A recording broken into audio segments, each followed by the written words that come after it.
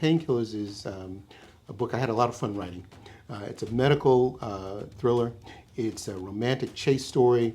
It's about a whistleblower for a big pharmaceutical company who threatens to blow an opportunity that's worth $100 billion. The MacGuffin in this is a cure for a rheumatic disease that's very painful but very, very common. It's a condition called fibromyalgia. It's very, very painful. It's more common than many of the other diseases that get a lot more play, but a lot of patients won't talk about it because it comes off as just a pain thing. But, you know, there are millions of people who suffer from this, so that's our MacGuffin. But the characters are Jack Wheaton, who's the mystery doc, and his mystery doc is Dr. Anita Thomas.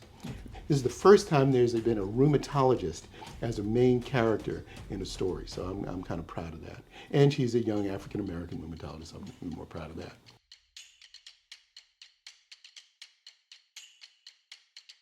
I wrote this novel because I really would like to explore what it would be like to have a cure like that.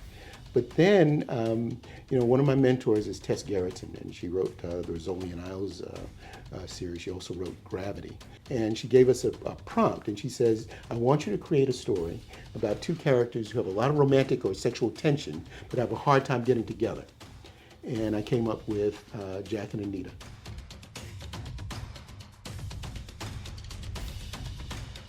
I'm not personally in the book.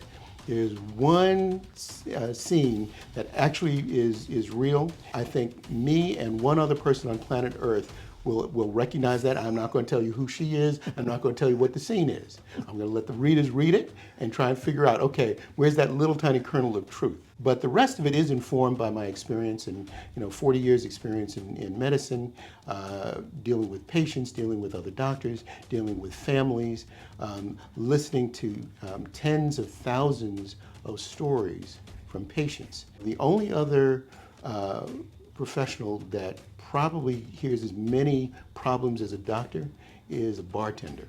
Of course, my oath is to keep this kind of thing confidential, so I would never put an actual patient in this. You can put a conglomerate character together based on some of these things, and they feel so real. I've had some reviewers look at this and say, okay, Parris doesn't know the difference between nonfiction and fiction. I take that as a win if they can't tell that this is fiction. They think that these characters are real.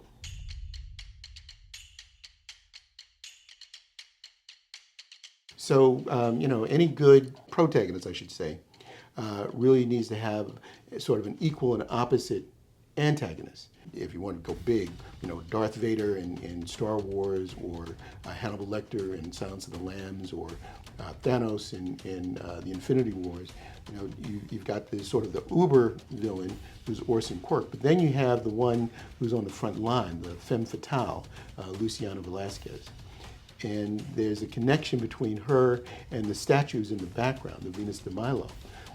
On the one hand, the Venus de Milo, Venus is the goddess of love, the goddess of beauty, and that character fits that image.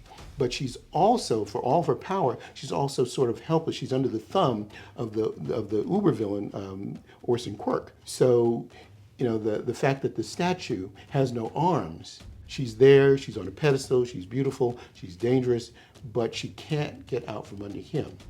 And she has sort of a tragic story within the story. So, it's interesting and difficult sometimes to build the antagonist with some sympathy from the reader. And I think we get some of that in there.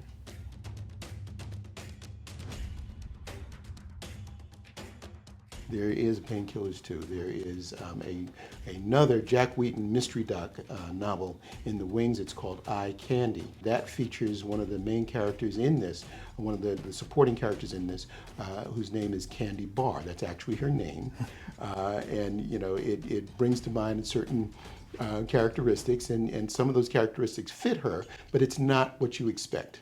So I love putting a twist in there. She is a surprising character. She's been a very popular character. There's humor there. There's a lot of heartbreak in her story. She makes a really good focus for the second book. I think people will like that one too.